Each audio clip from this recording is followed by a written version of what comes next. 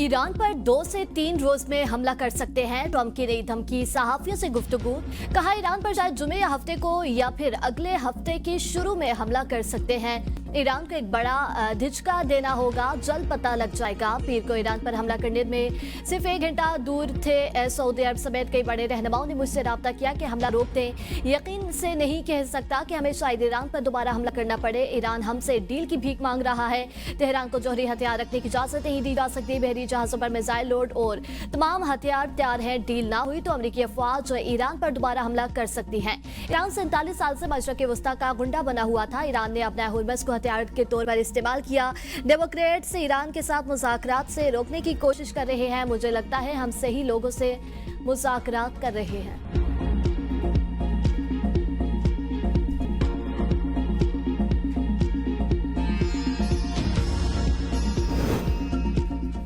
Trump धमकियां न दें, किसी भी फौजी जारियत का मुकाबला करने के लिए तैयार है। नायब ईरानी वजीर खारजा कासिम गरीबाबादी का 2 टोक पैगाम। कहा अमेरिका धमकी को अमन के मौका के तौर पर पेश कर रहा है। ईरान की मुसालहती कौंसिल के रुकन मोहसन रजाई ने एक्स पर सदर ट्रंप को तनकीद का निशाना बनाते हुए कहा अमेरिकी सदर ने फौजी हमले की डेडलाइन मुकर्रर की और फिर खुद ही उसे मनसूख कर दिया। ये सब उस बेबुनियाद उम्मीद पर किया गया कि ईरानी कौम और हुकाम हथियार डाल देंगे। तर्जुमान ईरानी फौज ने खबरदार किया, दुश्मन ने नई जारियत की हमाकत की तो ईरान ने महाज खोलेगा। ईरान को अपने हुर्मस पर मुकम्मल कंट्रोल हासिल है। ताली दोनों हाथों से बजती है। हम ऐसा कोई मुआहदा नहीं करेंगे जो ईरानियों को जौहरी हथियार रखने की इजाजत दे। अमेरिकी नायब सदर जेडी वेंस की प्रेस ब्रीफिंग। कहा अगर ईरान जौहरी हथियार हासिल कर लेता है तो बहुत से दूसरे ममालिक भी जौहरी हथियार बनाने की कोशिश करेंगे। अब मौका है कि ईरान और अमेरिका के दरमियान गुज़िश्ता 47 साल से मौजूद ताल्लुकात को दोबारा तरतीब दिया जाए। यही काम सदर ने हमसे करने को कहा है। हम इसी पर काम जारी रखेंगे। दोबारा जंग के लिए भी मुकम्मल तौर पर तैयार हैं। हम इस रास्ते पर नहीं जाना चाहते। जरूरत पड़ी तो सदर ये ऑप्शन इस्तेमाल कर सकते हैं। मेरे ख्याल में ईरानी मुआहिदा करना चाहते हैं। ईरान के अफसुरा यूरेनियम की रूस मुंतकिली का कोई मंसूबा नहीं।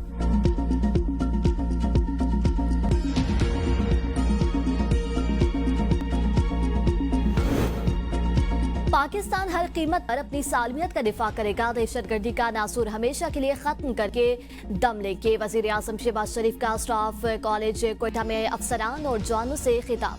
कहा ऑपरेशन गज़ब लिल हक पूरी कुव्वत और इस अज़्म के साथ जारी है। भारत जारियत के मुकाबले में पाकिस्तान ने जिम्मेदाराना तर्ज से अमल इख्तियार किया। मुखलिसाना मुज़ाकरात की पेशकश की। आलमी बरादरी ने हमारे असूली मौक़िफ़ को तस्लीम किया। दुश्मन ने खुद को हमसे ज्यादा ताकतवर समझने की गलती की। हमने वो सबक सिखाया जिसे वो कभी फरामोश नहीं कर सकेगा। हमने साबित किया कि अमन की ख्वाहिश कमजोरी नहीं, हमारी ताकत थी। दुश्मन अब बुरी नजर डालने की जुर्रत नहीं करेगा।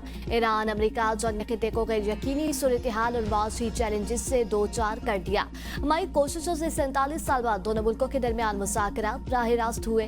क्वेटा में वज़ीर आज़म की ज़ेर सदारत सूबाई एपिक्स कमेटी का इजलास। बलोचिस्तान में अमन अमान की सूरत हाल का तफसीली जायजा लिया गया। अमन दुश्मन अनासर के खिलाफ कार्रवाइयाँ मज़ीद तेज करने का फैसला।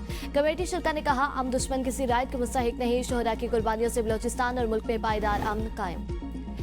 प्रोपेगेंडा और दहशतगर्दी के साए नाकाम। पाकिस्तान की तरक्की कोई नहीं रोक सकता। रियासत की मजबूती और अवामी इत्तेहाद दुश्मन अनासर के असाइम नाकाम बनाएंगे। फील्ड मार्शल सैयद आसिम मुनीर का क्वेटा गैरिसन का दौरा। कमांडर स्टाफ कॉलेज भी गए। ISPR के मुताबिक फील्ड मार्शल सैयद आसिम मुनीर ने जरी जंगी तकाजों से हम आहंग रहने की जरूरत पर जोर दिया। फील्ड मार्शल ने मल्टी डोमेन ऑपरेशन और साफिरी की हम आहंगी की अहमियत उजागर की। अफसरान और जवानों को बदलते जंगी माहौल से निपटने के लिए मुसलसल तरबियत की हिदायत। फील्ड मार्शल ने मजीद कहा पाकिस्तानी मुसल्लह अफवाज हर किस्म की दहशतगर्दी के खात्मे के लिए पुरज़्म है। बलोचिस्तान में पायदार अमन के लिए अवामी फलाह, तरक्की और बेहतर तर्ज हुक्मरानी नागुज़ीर है। फील्ड मार्शल ने बलोचिस्तान में तैनात अफसरान और जवानों के बुलंद हौसले और पेशावराना सलाहियतों को सराहा।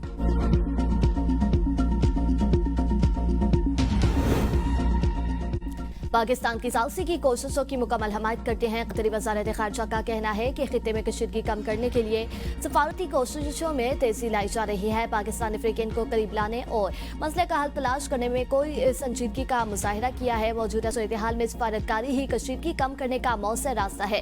किसी भी मुल्क को इजाजत नहीं कि बहरी आमदोरफ्त में रुकावट डाले। अपने हुर्मस में बहरी आमदोरफ्त बहाल की जाए।